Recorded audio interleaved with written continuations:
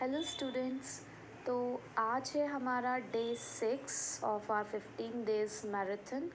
और अब तक हमने जितना भी किया है आई होप कि आप सभी लोगों ने वहाँ तक का प्रिपेयर कर लिया है। अगर नहीं भी किया है, थोड़ा सा मैथमेटिक्स से फ्री हो गए हो, तो अब आप थोड़ा थोड़ा कर के ही आप आधा आधा घंटा भी कर के आप उसको प्रिपेयर कर लीजिए।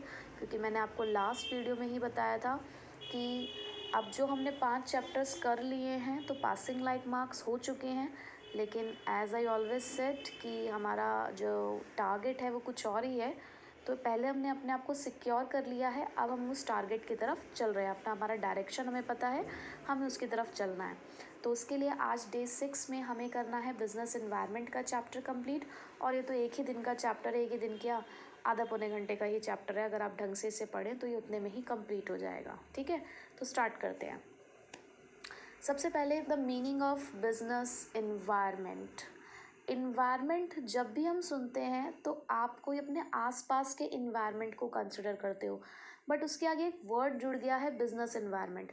तो यहाँ भी हम सराउंडिंग्स देखेंगे, but business surroundings, business related चीज़ों को हम यहाँ पर कंसिडर करेंगे। तो बिजनेस एनवायरनमेंट का मतलब उन सभी चीज़ों से है जो कहीं ना कहीं हमारे बिजनेस की परफॉर्मेंस को अफेक्ट कर रहे हैं, जो बिजनेस के कंट्रोल में नहीं है लेकिन उससे हमारी परफॉर्मेंस पे फ़र्क पड़ रहा है। फॉर एग्ज़ाम्पल, मार्केट के अंदर टेक्नोलॉजी का इम्प्रूवमेंट हो जाना, ये हमारे बिजनेस एनवायरनमेंट का पार्ट है। कस्टमर की डिमांड का चेंज हो जाना, पॉलिटिकल कंडीशंस चेंज हो जाना, कोई नया लॉ आ जाना, सोशल ट्रेंड्स चेंज हो जाना, ये सभी चीज़ें बिजनेस एनवायरनमेंट का पार्ट है। तो ये सभी चीज़ें एक्सटर्नल है बिजनेस से, बिजनेस के कंट्रोल में नहीं है, लेकिन ये सभी चीज़ें हमारे बिजनेस को अफेक्ट करती हैं। सो business environment means the sum total, total है, टोटालिटी में पढ़ते हैं हम इसको, ऑफ ऑल द इंडिविजुअल्स, जितने भी लोग हैं, इंस्टीट्यूशंस हैं, ये जितने भी फोर्सेस हैं जो बिजनेस के कंट्रोल से बाहर हैं बट वो हमारे बिजनेस को अफेक्ट कर रहे हैं। Right, next topic is features of business environment, जिसके लिए हमारे पास एक्रोनिम है सिट कर्ड। कर्ड को बिठाना है, दही बिठानी है आपको। Sit curd, sit curd. S means specific and general forces. I है आपका यहाँ पर इंटर रिलेटेडनेस। टी है आपका यहाँ पर टोटलिटी ऑफ एक्सटर्नल फोर्सेस। सी से है हमारे पास कॉम्प्लेक्सिटी। यू है हमारे पास अनसर्टेनिटी। आर है हमारे पास रिलेटिविटी। और डी है हमारे पास डायनामिक नेचर। तो बिजनेस एनवायरनमेंट के फीचर हैं सिट कर्ड, दही को बिठाया जा रहा है। और प्रीवियस चैप्टर्स को भी रिवाइज करते रहना है। तो वहाँ पर oh dad are you serious that C S is easy, तो ये किसकी एक्रोनिम थी ये आप मुझे बताएंगे। राइट, और अंडर ग्रेजुएट बॉयज़ कॉलेज की कैंटीन में फैंटा एंड फ्रूटी पीने के लिए गए थे। तो ये भी ज़रा मुझे बता दीजिएगा कि कहाँ गए थे और क्यों गए थे और क्या पढ़ने गए थे। ठीक है, नेक्स्ट इज़ अब फर्स्ट है इसमें totality of external forces. Business environment की डेफिनेशन जो आपने पढ़ी वही इसका फर्स्ट पॉइंट ये है कि जो बिजनेस एनवायरनमेंट है वो सम टोटल है उन सभी एक्सटर्नल फोर्सेस का जो हमारे बिजनेस को अफेक्ट करते हैं। It is aggregative in nature, यानी कि आप इसको टोटल में ही देखते हैं। तो इसको मैं बहुत ज़्यादा इलेबोरेट नहीं कर रही हूँ। Second is specific and general forces. देखो दो भागों में हम कह सकते हैं कि बिजनेस एनवायरनमेंट है हमारा। कुछ ऐसे फोर्सेस हैं जो हमारी बिजनेस की परफॉर्मेंस को डायरेक्टली अफेक्ट करते हैं, डे टू डे बिजनेस पे अफेक्ट करते हैं। हमारे कस्टमर का 10 से 100, 100 से 1000 हो जाना, एकदम से अफेक्ट किया। वहीं पे 1000 से 100 हो जाना, 100 से 10 हो जाना, अफेक्ट कर रहा है। सप्लायर का हमें रॉ मटेरियल देने से मना कर देना, गवर्नमेंट का हमारे ऊपर टैक्स रेट बढ़ा देना, अफेक्ट कर रहा है डे टू डे बिजनेस के अंदर। लेकिन कुछ ऐसे फोर्सेस होते हैं जो हमारे बिजनेस को इनडायरेक्टली अफेक्ट करते हैं, जैसे कि हमारे यहाँ पर जो पॉलिटिकल कंडीशंस हैं वो स्टेबल नहीं है। आपको पता है कि जो ऑपोजिशन पार्टीज़ होती हैं उनके थ्रू जो भी एक्टिविटीज़ होती है उसका कहीं ना कहीं अफेक्ट पड़ता है इकोनॉमी के ऊपर, तो वो इनडायरेक्टली अफेक्ट कर रहा है। कोई एक्ट अगर पास हुआ है तो वो भी कहीं ना कहीं इनडायरेक्टली अफेक्ट करता है। तो कुछ फोर्सेस जो डायरेक्टली अफेक्ट करते हैं उन्हें बोलते हैं स्पेसिफिक फोर्सेस, जो इनडायरेक्टली अफेक्ट करते हैं वो होते हैं हमारे general forces. Third is inter relatedness. जितने भी आप अभी एलिमेंट्स पढ़ने वाले हो ना बिजनेस एनवायरनमेंट के, वो सारे आपस में एक दूसरे से जुड़े हुए हैं। कैसे? सोचो, अगर आज के टाइम पे वैसे भी ऐसा है कि लोग बहुत ज़्यादा हेल्थ कॉन्शियस हो गए हैं, अपने ऊपर बहुत ध्यान देते हैं, हेल्थ केयर प्रोडक्ट्स की डिमांड बढ़ गई है, जिसकी वजह से पहले ये जिम वगैरह, ये डाइट प्रोडक्ट्स, ये सब इतने ट्रेंड में नहीं थे, लेकिन आजकल ये ग्रीन टी वगैरह, ये सब आजकल लोग इतने कॉन्शियस हो गए हैं, हेल्थ कॉन्शियस, कि अब इन प्रोडक्ट्स की डिमांड बहुत ज़्यादा बढ़ गई है। Green coffee, green tea, diet Coke, fat free oils. तो एक चीज़ में अगर चेंज आया, जैसे कि मैंने कहा ना कि सोसाइटी में हेल्थ कॉन्शियसनेस आई, तो ये एक सोशल इन्वायरमेंट का पार्ट है, सोशल ट्रेंड है। और इसकी वजह से क्या हुआ कि लोगों ने हेल्दी प्रोडक्ट्स इस्तेमाल करने शुरू कर दिए, जिससे उनकी लाइफ एक्सपेक्टेंसी बढ़ गई। आपको पता है ना लाइफ एक्सपेक्टेंसी क्या होती है? ये एक इकोनॉमिक इन्वायरमेंट का पार्ट है। तो एक डायमेंशन, एक एलिमेंट दूसरे से जुड़ा हुआ है आपस में। Fourth one is dynamic. Dynamic को तो मैं ये कहूँगी कि बदलता मौसम की, या फिर गिड़गिट की तरह कहते हैं ना, रंग बदलना। तो हमें भी बदलना पड़ता है, जैसा इन्वायरमेंट होता है, बिजनेस इन्वायरमेंट कभी सेम नहीं रहता, वो बदलता रहता है। ठीक है, कभी टेक्नोलॉजिकल इम्प्रूवमेंट आ जाती है, कभी कंज्यूमर की प्रेफरेंस बदल जाती है, कॉम्पिटिशन आ जाता है मार्केट के अंदर, पॉलिटिकल कंडीशंस बदल जाती हैं, तो बहुत कुछ होता रहता है बिजनेस एनवायरनमेंट में। तो बिजनेस एनवायरनमेंट का कोई एक रंग नहीं है, इसके बहुत रंग है, ये बिल्कुल डायनामिक है। Uncertainty. Uncertainty means it is difficult to predict the future happenings. क्या होने वाला है फ्यूचर में आप नहीं बता सकते।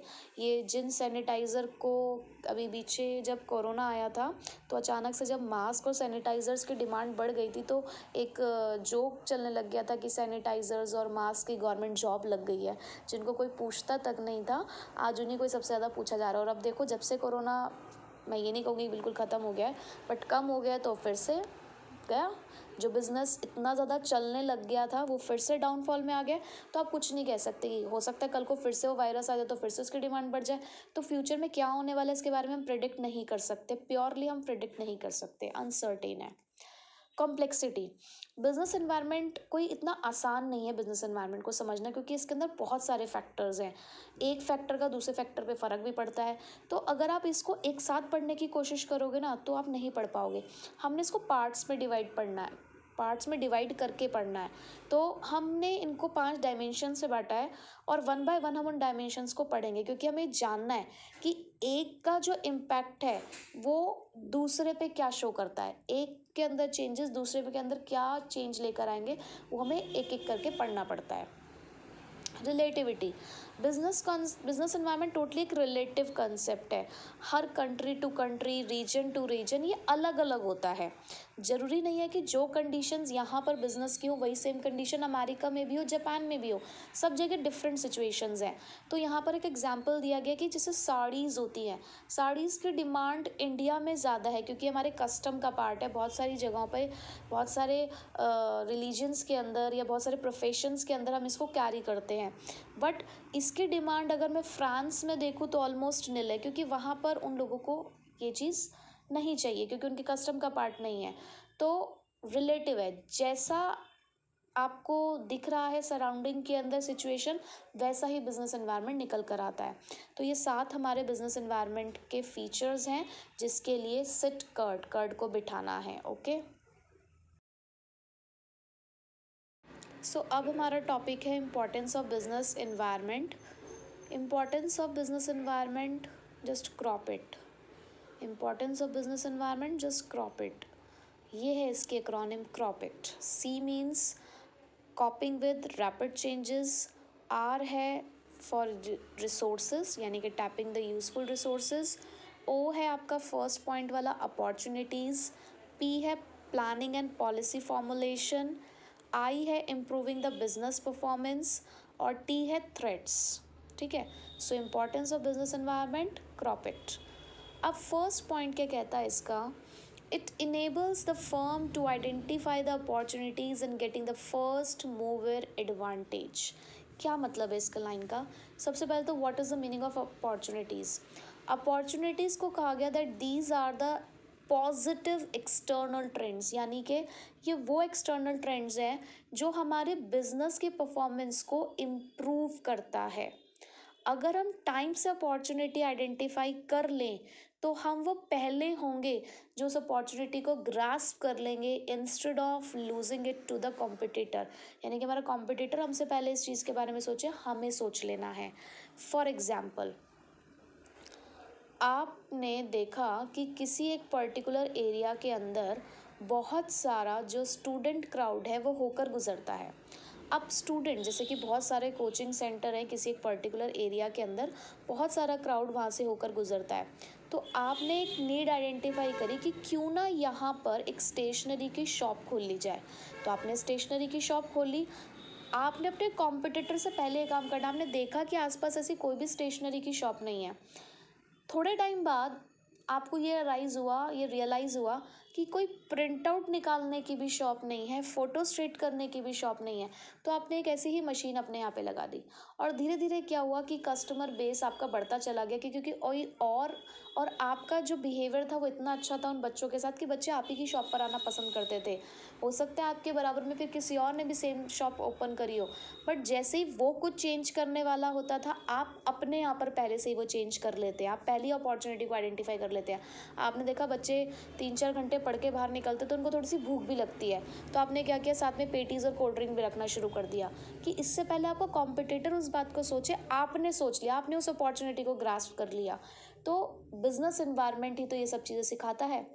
तो यहाँ पर हमारे पास एग्जाम्पल है कि मारुति उद्योग, सभी जानते होंगे उसके बारे में, वो एक लीडिंग कंपनी कैसे बनी, क्योंकि उन्होंने ये फर्स्ट रिकॉग्नाइज किया था कि इंडिया के अंदर जो पॉपुलेशन है ना, वो मिडिल क्लास पॉपुलेशन सबसे ज़्यादा है, तो उनको स्मॉल कार्स की नीड सबसे ज़्यादा है। तो उन्होंने सबसे पहले स्मॉल कार्स मार्केट में उतारी और लीडिंग कंपनी बन गई थी उस टाइम पे मारुति उद्योग। तो ये उन्होंने अपने बिजनेस एनवायरनमेंट की स्कैनिंग करके ही पता लगाया। Next is it helps the firm to identify the threats and early warning signal. आने वाले खतरों के बारे में खतरों के लिए पहले से ही तैयार हो जाइए। तो थ्रेट्स क्या है, जैसे कि अपॉर्चुनिटी पॉजिटिव एक्सटर्नल ट्रेंड है हमारे लिए, उसी तरीके से जो थ्रेट्स हैं वो हमारे लिए नेगेटिव एक्सटर्नल ट्रेंड्स हैं जो हमारी बिजनेस परफॉर्मेंस को ख़राब कर सकते हैं। तो अगर टाइम से हम बिज़नेस को स्कैन करेंगे, हम अवेयर रहेंगे आने वाले ख़तरों से, तो हम खुद के बिज़नेस को बचा सकते हैं। तो सपोज़ कोई इंडियन फर्म है, उसने देखा कि कोई मल्टीनेशनल कंपनी हमारी जो डोमेस्टिक मार्केट है, इंडियन मार्केट है, उसमें एंटर करने जा रही है अच्छे सब्स्टिट्यूट्स के साथ, मतलब अच्छे प्रोडक्ट्स के साथ एट रीज़नेबल कॉस्ट। तो हमारे लिए अर्ली वार्निंग सिग्नल है। हमने क्या कर लेना है, हमने इमिडिएटली आइडेंटिफाई कर लेना है कि अब हम कैसे बच सकते हैं उससे। तो हमने अपनी कॉस्ट को कम करना शुरू किया, हमने हाईली एडवर्टाइज़ करना शुरू किया, तो इससे अर्ली वार्निंग सिग्नल मिल गया था हमें। तो हमने पहले से ही खुद को प्रिपेयर कर लिया ना, तो खुद को प्रिपेयर करने से क्या हुआ कि हम उस कंपटीशन को फेस कर पाए। क्लियर यहाँ तक 2 पॉइंट। थर्ड है it helps in tapping the useful resources. हर ऑर्गेनाइजेशन अपने इन्वायरमेंट पे डिपेंड होता है इनपुट्स के लिए, रिसोर्सेज के लिए, और अल्टीमेटली उन रिसोर्सेज से जो आउटपुट जनरेट होगा वो भी हमें अपने इन्वायरमेंट में ही लेकर जाना है। तो बहुत सारी एंटरप्राइजेस इस तरीके की पॉलिसीज़ बनाती हैं ताकि वो क्या कर सके, अपना जो भी उनका इनपुट रिक्वायरमेंट है वो अपने इन्वायरमेंट से ले और उसके बाद आउटपुट जनरेट करके उसी इन्वायरमेंट में उसको बेच दें।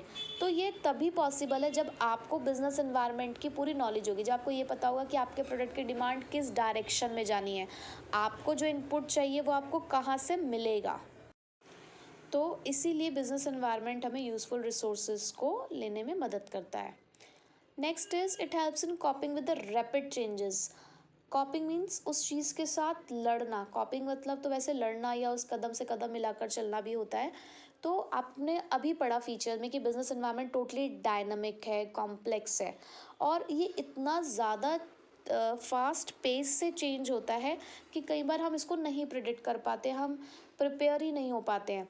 हमारी जो मार्केट कंडीशन है वो लगातार बदलती है, कस्टमर्स आजकल बहुत डिमांडिंग है, टेक्नोलॉजी लगातार बदल रही है, कंपटीशन बहुत बढ़ चुका है। तो ये हमारे आज के बिजनेस एनवायरनमेंट का सिनेरियो है। तो अगर हमें टाइम टू टाइम हमने अगर इन चेंजेस के साथ कॉप अप नहीं किया, इनको नहीं सही किया, इनके साथ नहीं चले, तो हम अपने बिज़नेस को बहुत लंबे समय तक नहीं चला पाएंगे। तो बिज़नेस एनवायरनमेंट की स्टडी ये मदद करती है कि हम टाइम टू टाइम जो भी चेंजेस हैं वो एग्जामिन करें और ख़ुद को बदल कर अपने बिज़नेस को आगे बढ़ा सकें। Next is it helps in assisting in planning and policy formulation. क्योंकि बिजनेस एनवायरनमेंट के अंदर अपॉर्चुनिटीज़ भी हैं और थ्रेट्स भी।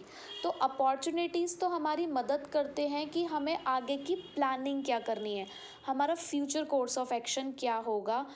और जो थ्रेट्स हैं वो हमें हमारी पॉलिसीज़ बनाने में मदद करते हैं, यानी कि गाइडलाइंस देते हैं for the further decision making. तो अपॉर्चुनिटीज़ से प्लानिंग हो जाती है और थ्रेट से पॉलिसीज़ बन जाती हैं। तो सपोज़ कोई मार्केट में न्यू प्लेयर्स मतलब यहाँ पे कोई क्रिकेट या बैडमिंटन खेलने नहीं आ रहा है, न्यू प्लेयर्स से यहाँ पर मतलब है कंपटीशन। अगर कोई न्यू कंपटीशन मार्केट में आ रहा है तो इसका मतलब यही है कि हमें अब दोबारा से अब फ्रेश यानी कि बिल्कुल एक नए तरीके से देखना है कि सिचुएशन के साथ कैसे डील करेंगे। तो प्लान्स बनाएंगे, पॉलिसीज़ बनाएंगे। Last is it helps in improving the performance. जो ऑर्गेनाइजेशन कंटिन्यूसली अपने इन्वायरमेंट को मॉनिटर करती हैं टाइम टू टाइम, वो आज की ही नहीं अपनी फ्यूचर परफॉर्मेंस को भी इंक्रीज करती है और लंबे समय तक मार्केट में टिक पाती है।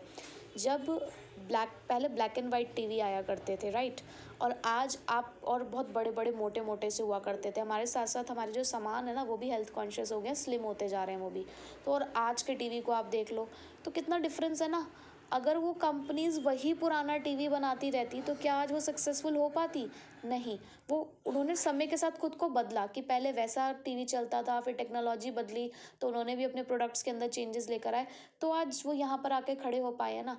अगर वो भी खुद को नहीं बदलते तो यहाँ तक नहीं पहुँच पाते। ठीक है, तो ये हमारे 6 इम्पॉर्टेंस थी बिजनेस एनवायरनमेंट की, अच्छे से पढ़नी है और बिजनेस एनवायरनमेंट को क्या करना है, क्रॉप इट। अब नेक्स्ट टॉपिक है हमारे पास डायमेंशंस का हो, एलिमेंट्स का हो, कंपोनेंट्स का हो, बात एक ही है। डायमेंशंस, एलिमेंट्स और कंपोनेंट्स ऑफ बिजनेस एनवायरनमेंट, यानी कि हमने जो बात की थी कि कुछ एलिमेंट्स ऐसे हैं, कुछ फोर्सेस ऐसे हैं हमारे बिजनेस एनवायरनमेंट के जो इसको इनडायरेक्टली अफेक्ट करते हैं। और उसके अलावा जो आपस में इंटर रिलेटेडनेस हमने पढ़ी थी अभी पीछे फीचर्स के अंदर, वो इन्हीं डायमेंशंस के बारे में हम बात कर रहे थे, इन्हीं कंपोनेंट्स के बारे में बात कर रहे थे। तो हमने अपने बिजनेस एनवायरनमेंट को इन 5 पार्ट्स में डिवाइड किया है।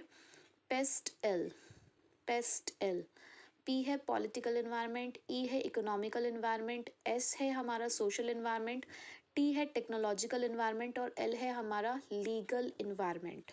तो ये 5 इन्वायरमेंट्स हमें पढ़ने हैं इसके अंदर। पहला है इकोनॉमिक इन्वायरमेंट। इकोनॉमिक इन्वायरमेंट को आइडेंटिफाई करने के लिए आपको इसके कुछ कंपोनेंट्स देखने होंगे जिससे आप आइडेंटिफाई कर सकते हो, जैसे कि interest rate, inflation, disposable income का चेंज हो जाना, स्टॉक मार्केट इंडेक्स को देखना, value of a rupee, demonetisation. तो ये जितनी भी चीज़ें हैं जो हमारी इकोनॉमी को अफेक्ट करती हैं, जिससे हमारी इकोनॉमी पे फ़र्क पड़ता है, वो इकोनॉमिक इन्वायरमेंट है। इसके में हमें एग्जाम्पल समझने होंगे।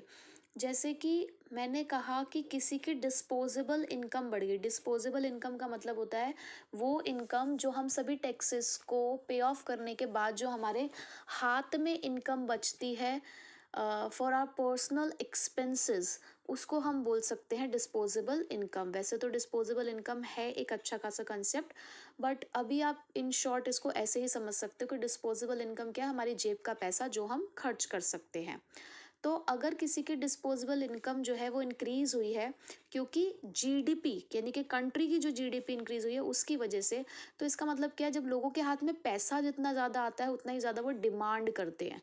तो डिस्पोजेबल इनकम का बढ़ जाना प्रोडक्ट्स की डिमांड को बढ़ा रहा है, हो रहा है ना अफेक्ट हमारा बिजनेस। सपोज इन्फ्लेशन रेट बढ़ गया, तो अगर इन्फ्लेशन बढ़ गया तो उससे क्या होगा कि जितने भी रॉ मटेरियल खरीद के लेकर आते हैं हम, लेबर ने अपने चार्जेस बढ़ा दिए, ठीक है, तो इससे क्या होगा कि कॉस्ट ऑफ प्रोडक्शन बढ़ जाएगी इन्फ्लेशन बढ़ जाने की वजह से। और अगर कॉस्ट ऑफ प्रोडक्शन बढ़ जाएगी तो प्रॉफिट मार्जिन्स कम हो जाएंगे, ठीक है। तो ये कुछ इकोनॉमिक इन्वायरमेंट के एग्जाम्पल्स हैं। सोशल इन्वायरमेंट, इसके अंदर हम इंक्लूड करते हैं हमारे सोशल फैक्टर्स, जैसे कि हमारे कस्टम्स, हमारे tradition, value systems, social trends, society की एक्सपेक्टेशंस, ये सब। यानी कि अगर हमारे सोशली सोसाइटी वाइज कुछ अगर हो रहा है, उसमें अगर कोई चेंज आता है तो वो सोशल इन्वायरमेंट का पार्ट है। जैसे कि जब भी फेस्टिव सीजन आता है, जैसे दिवाली आई, ईद आई, क्रिसमस आई, तो उस टाइम पे कुछ चीज़ों की डिमांड बहुत ज़्यादा बढ़ जाती है।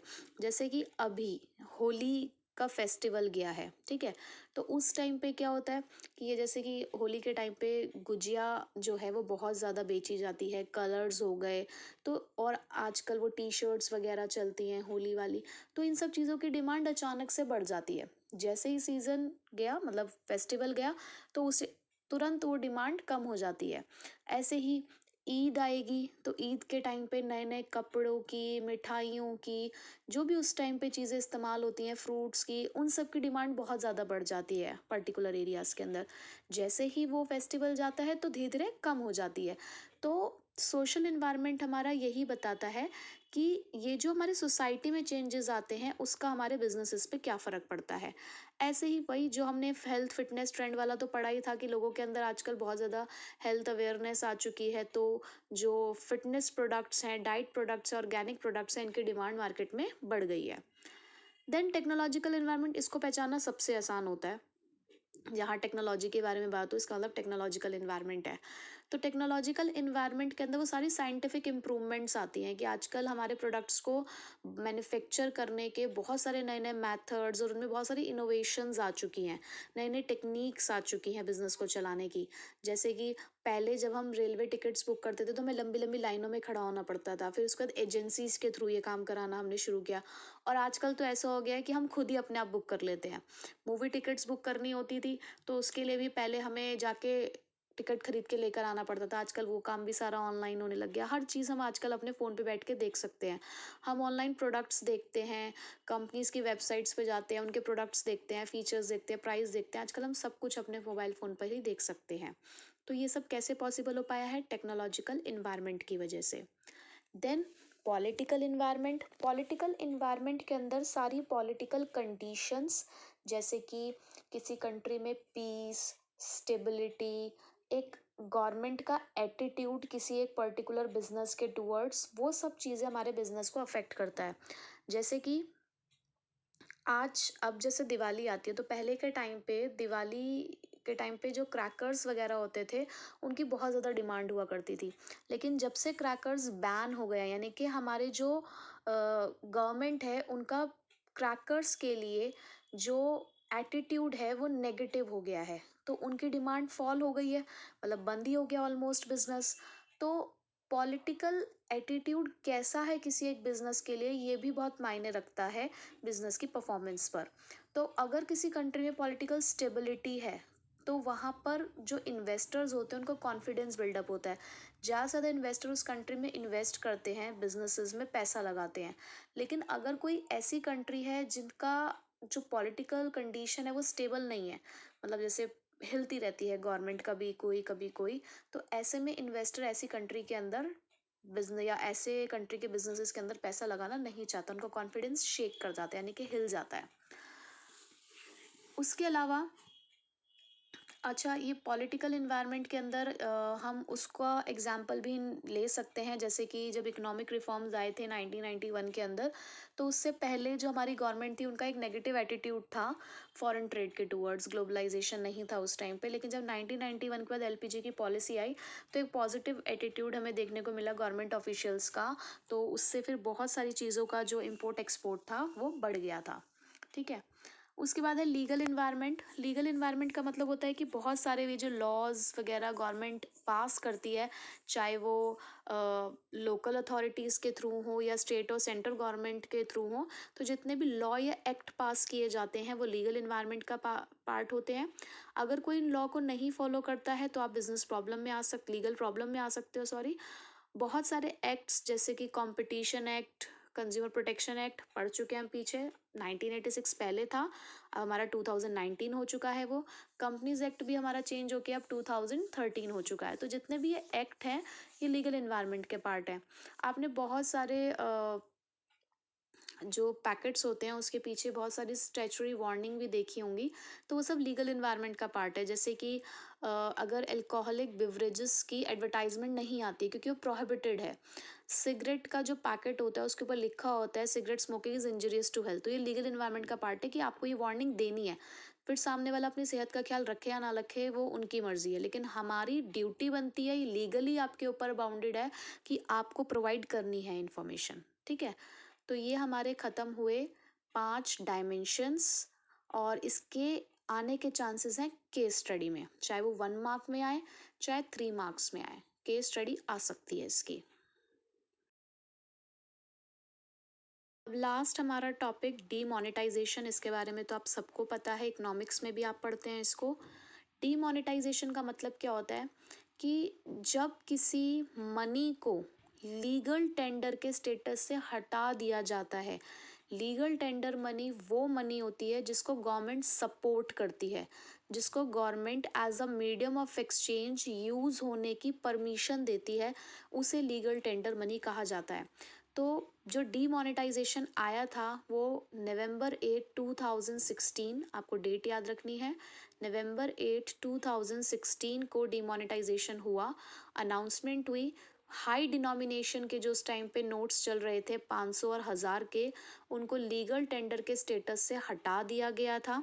और उसके बाद गवर्नमेंट ने लोगों को ये अपॉर्चुनिटी दी थी, ये ऑप्शन दिया था कि अगर आप चाहते हैं तो आप अपनी मनी को कन्वर्ट करा सकते हैं बैंक्स के थ्रू, लेकिन कुछ लिमिटेशंस और कुछ रिस्ट्रिक्शंस के साथ। इसकी वजह से 80% ऑफ मनी जो थी हमारे कंट्री के अंदर वो इनवैलिड डिक्लेयर हो गई थी। डीमोनेटाइजेशन के पीछे मेन एम यही था कि करप्शन को ख़त्म करना था। हाई मोनेटाइजेशन नोट्स में ही सबसे ज़्यादा ये जो जैसे कि ब्राइब्स दी जा रही थी या फिर जो भी ये इलीगल वर्क होता था उसकी जो पेमेंट हुआ करती थी, वो हाई मोनेटाइजेशन के जो करेंसीज होती थी उसी में होती थी। तो इसलिए ब्लैक मनी बहुत ज़्यादा एक्यूमुलेट हो चुकी थी इकोनॉमी के अंदर। तो और जिसके बारे में टैक्स अथॉरिटीज़ को नहीं पता था, तो इसीलिए उन पैसे को बाहर निकालने के पर्पज़ से ही अचानक से डिमोनेटाइजेशन आया। फीचर, जब डिमोनेटाइजेशन आया तो उसको एक टैक्स एडमिनिस्ट्रेशन मेजर की तरह देखा जाने लगा, क्योंकि जो भी आपकी इनकम अराइज हो रही थी, कैश होल्डिंग्स आपके पास जितने भी थे लीगल तरीके से, आप उसको बैंक में जाकर कन्वर्ट करा पा रहे थे। और ऑब्वियस सी बात है कि अगर वो लीगल तरीके से आई होगी तो वो टैक्स अथॉरिटी की नज़रों में होगी। लेकिन जो आपकी ब्लैक मनी थी उसको अनअकाउंटेड वेल्थ में काउंट किया गया और उसके ऊपर पेनल्टी वाले टैक्स रेट लगाए गए। नो टैक्स इवेशन, इससे यही फ़ायदा हुआ कि कोई टैक्स की चोरी नहीं कर सकता था। अब इसको एक्सेप्ट बिल्कुल नहीं किया गया, क्योंकि अगर आप बैंक के थ्रू ये इसे कन्वर्ट करा सकते थे, और जब आप बैंक के थ्रू इसे कन्वर्ट कराते थे तो बैंक की नज़रों में यानी कि गवर्नमेंट की नज़रों में जा रहा था कि आपके पास कितना पैसा है। हालांकि बहुत सारे लोगों ने इसके ऑल्टरनेटिव वेज निकाल लिए थे, बट स्टिल काफ़ी हद तक ब्लैक मनी बाहर आ गई थी। चैनलाइजर सेविंग, इससे क्या हुआ कि जब टैक्स एडमिनिस्ट्रेशन हुआ तो जो सेविंग थी यानी कि जो पैसा था, जो एक्चुअल में हमारी इकोनॉमी का जो हमारा जो पैसा था वो इकोनॉमी में सर्कुलेशन में आया, क्योंकि लोगों ने पहले वो पैसा अपने अंदर करके रखा हुआ था जानबूझ के। अब हमारी इकोनॉमी में पैसा ही नहीं आएगा तो कंट्री का डेवलपमेंट कैसे होगा। तो वो पैसा निकला और फॉर्मल फाइनेंशियल सिस्टम में आया। कैशलेस इकोनॉमी उसके बाद से ही, पहले ऐसा नहीं है कि पेटीएम वगैरह ये पहले नहीं चलते थे, लेकिन उसके बाद से ये बहुत ज़्यादा अब चलने शुरू हो गए हैं और अदर ऐप्स भी आ गई हैं हमारे पास। और इवन अब हम देखते हैं कि जैसे गोलगप्पे वाला है या जूस वाला है, इवन इन लोगों के पास भी अब हमें ये क्यूआर कोड्स देखने को मिल जाते हैं जहाँ पर हम स्कैन करके इनको भी पेमेंट कर सकते हैं। तो एक कैशलेस इकोनॉमी की तरफ हम बढ़ पाए डिमोनेटाइजेशन की वजह से। क्या इम्पैक्ट रहा, अगर हम मनी और इंटरेस्ट रेट में देखें, कैश ट्रांजैक्शंस कम होने लगी हैं, बैंक की जो डिपॉजिट्स थी वो बढ़ गई थी और फाइनेंशियल सेविंग्स भी बढ़ी उसकी वजह से। प्राइवेट वेल्थ पे बहुत फ़र्क पड़ा क्योंकि जो यहाँ पर प्राइवेट वेल्थ जितनी भी थी वो हाई मोनेटाइज्ड करेंसी नोट्स में ही थी और इसकी वजह से रियल एस्टेट्स के जो प्राइस थे वो गिर गए थे। पब्लिक सेक्टर पे कोई फ़र्क नहीं पड़ा क्योंकि वो तो यही कहते हैं ना कि हम सारा काम लीगली करते हैं। डिजिटलाइजेशन, डिजिटल ट्रांजैक्शंस बढ़ चुकी थी, नए यूज़र्स भी अब एंटर हो गए थे, जो लोग पहले नहीं भी इस्तेमाल करते थे, अब उन लोगों ने भी इस्तेमाल करना शुरू किया। टैक्स कलेक्शन, इनकम टैक्स का जो कलेक्शन था वो बढ़ गया क्योंकि अब लोगों को दिखाना ही पड़ा अपना वो पैसा और डिस्क्लोजर्स होने शुरू हो गए थे। रियल एस्टेट के प्राइस फॉल हो गई, हमने ऊपर भी पढ़ लिया था। तो डीमोनेटाइजेशन का ये इफ़ेक्ट पड़ा हमारी इकोनॉमी पे। तो इसी के साथ चैप्टर भी ख़त्म, बहुत ईजी चैप्टर था, शॉर्ट चैप्टर था ये भी, तो इसको भी छोड़कर नहीं जाना है। जो छोटे-छोटे से चैप्टर एटलीस्ट इनको तो हमें पूरा ही करके जाना है, ठीक है? तो इसी के साथ हमारा डे 6 का चैलेंज कंप्लीट होता है।